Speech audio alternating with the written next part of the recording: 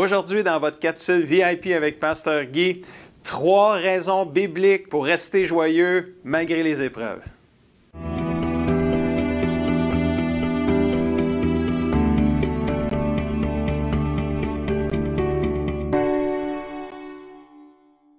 Bonjour amis et familles du CCDM, bienvenue à votre capsule VIP avec Pasteur Guy. C'est une joie pour moi de pouvoir vous offrir de la nourriture spirituelle pour votre âme. Et aujourd'hui, j'ai une capsule d'espoir à partager avec vous. Et le titre de la capsule d'aujourd'hui, c'est 3 raisons bibliques pour rester joyeux malgré les épreuves. Êtes-vous prêts à nourrir votre âme? Je crois que oui. Comment rester joyeux malgré les épreuves que nous vivons sur cette terre? Est-ce vraiment possible de rester joyeux malgré les épreuves? C'est ça qu'on va voir aujourd'hui dans cette capsule. Parce que vous savez, c'est facile d'être joyeux quand tout va bien. Tout le monde est capable de faire ça. Mais comment rester positif? Comment rester joyeux avec la pandémie de la COVID-19 qu'on vit présentement avec toutes ces restrictions, tous les dommages collatéraux qu'on vit aussi depuis 9 mois?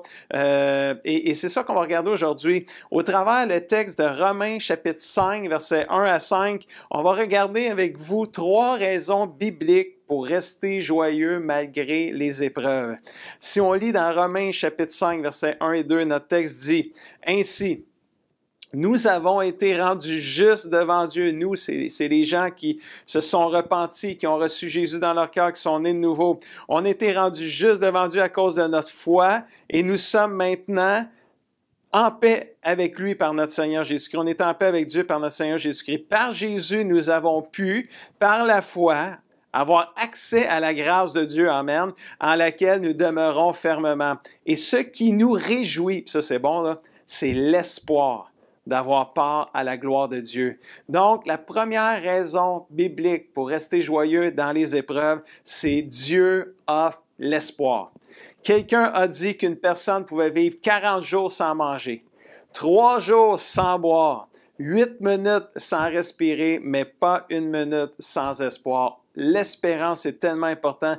Plusieurs personnes ont mis de l'espoir souvent à la mauvaise place. Ils l'ont mis dans leur travail, ils l'ont mis dans leur salaire, ils l'ont mis dans leur bonne famille, ils l'ont mis dans leur personnalité ou dans toutes sortes de choses qui ne sont pas nécessairement des mauvaises choses en soi, mais toutes ces choses-là sont temporaires. Ils peuvent toutes nous être enlevés à un moment donné et si on met notre espoir dans ces choses-là ou dans ces personnes-là, puis ils nous sont enlevés, mais là, on perd notre espoir. Donc, l'espoir est éphémère. La joie est impossible sans espoir. Tu ne peux pas être joyeux et sans espérance. Les gens désespérés n'ont aucune joie. Les enfants de Dieu, on a une raison d'être joyeux et d'être positif en plein épreuve, en plein difficulté comme la COVID-19. On peut nous réjouir dans notre espérance. Ce qui nous réjouit, c'est notre espoir, c'est l'espérance. Romains 12, 12 nous dit « Soyez dans la joie à cause de votre espérance. » Quel bon verset! Puis ça continue, puis c'est aussi fort, là. Restez patient dans le malheur. Restez persévérant. Hey, découragez-vous pas. Patience, on va s'en sortir, on va finir par passer au travers. Continuez à prier fidèlement, lâchez pas, notre espérance est dans le Seigneur. Cet espoir que nous avons avec Jésus est la première raison pour rester joyeux, même dans les temps difficiles comme la COVID-19. Tu sais que tes souffrances sont temporaires quand tu es un enfant de Dieu. Tu sais, là, ton espérance, si un jour on va être avec le Seigneur, ça va être tout fini. Un jour, on va être délivré de tous ces malheurs. Donc, restons dans la joie à cause de l'espérance qu'on a comme enfant de Dieu. Deuxième raison pour laquelle on peut rester joyeux malgré les épreuves, Romains 5, verset 3, on continue notre texte qui dit « Mais il y a plus. Dès maintenant, nous pouvons être remplis de joie au milieu des épreuves et des souffrances. » Une chance qu'on a la Bible avec nous autres pour nous aider dans les épreuves. Nous pouvons être remplis de joie au milieu des épreuves. Wow! Quel verset! Oui, malgré nos difficultés et nos détresses et nos souffrances, nous triomphons, nous gagnons, car nous savons qu'elles contribuent à notre bien. On en sort toujours gagnant avec le Seigneur dans les épreuves. Elles contribuent à notre bien. L'épreuve nous apprend à être patient, persévérant, nous apprend à porter nos fardeaux sans rechigner ou sans grogner ou sans murmurer ou chialer ou râler. Donc, la deuxième raison biblique pourquoi on peut rester joyeux dans les épreuves, c'est non seulement Dieu offre l'espoir, mais Dieu offre, deuxièmement, un but. La joie n'est pas l'absence de la souffrance, mais la joie, c'est la présence de Dieu avec nous. On peut se réjouir dans la souffrance parce que Dieu est toujours avec nous, même quand ça va pas bien. L'apôtre Paul est en train de nous dire dans ce texte-là que la souffrance peut produire de bonnes choses dans nos vies. Nous nous réjouissons dans les souffrances car on sait qu'il y a un but derrière celle-ci, c'est la persévérance qui nous amène dans la victoire, dans l'épreuve. La manière de voir les choses, qui est notre perspective, fait toute la différence au monde dans ce que nous vivons présentement. Comment réagirons-nous aux problèmes au travail, aux problèmes à la maison, dans la famille, problèmes de santé, va dépendre de la perspective qu'on a, de la façon de voir les choses. Et l'apôtre Paul est en train de nous dire que la souffrance va produire la persévérance. Et alors que ça fait quoi ça? Ça veut dire que c'est comme si nos épreuves et nos difficultés prennent de la valeur tout d'un coup. Parce que ça devient comme plus facile d'endurer la souffrance quand tu sais qu'il y a un but dedans. J'ai pas dit que c'est facile d'endurer la souffrance. J'ai juste dit c'est plus facile quand tu sais qu'il y a un but dedans. On souffre pas en vain. Ça nous rend persévérants. Cette capacité de pas lâcher, cette résilience-là, même quand la pression est forte.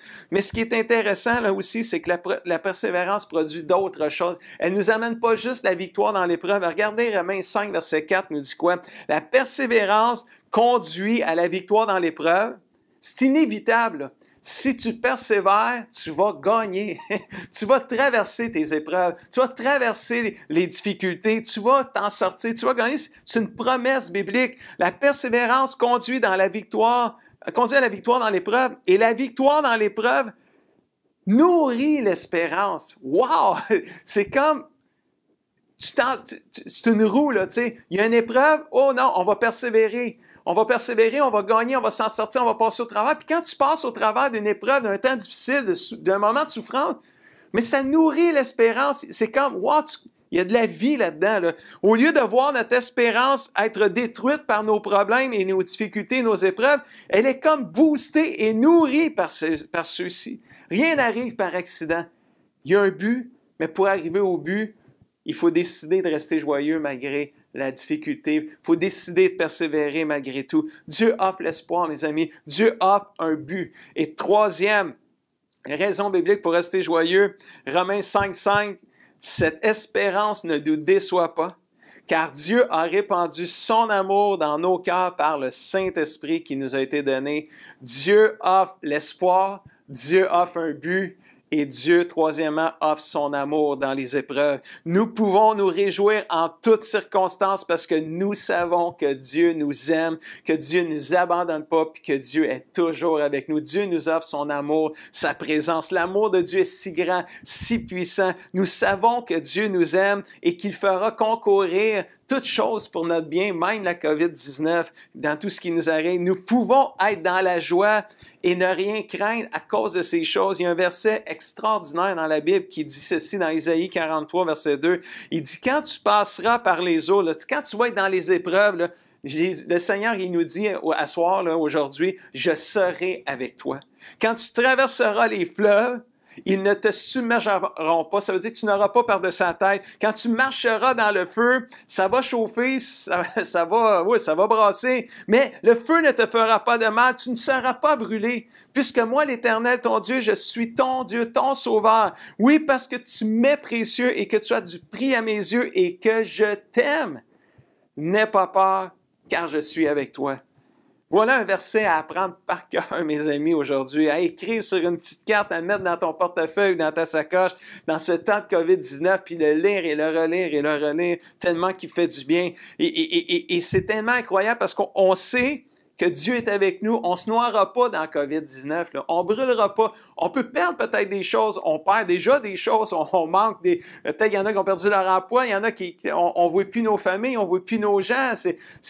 La peur est partout. Les gens ont peur de tout. Là. C'est terrible ce qu'on vit. Là. Mais Dieu est avec nous. Il ne nous a pas abandonnés. Là. Il n'y a rien qui est au-dessus de nos forces. Rien ne peut effectivement nous détruire. Le diable ne peut pas. L'ennemi ne peut pas. Ton pire ennemi ne peut pas te détruire. C'est assez clair ça. Wow, c'est merveilleux ça, frères et sœurs.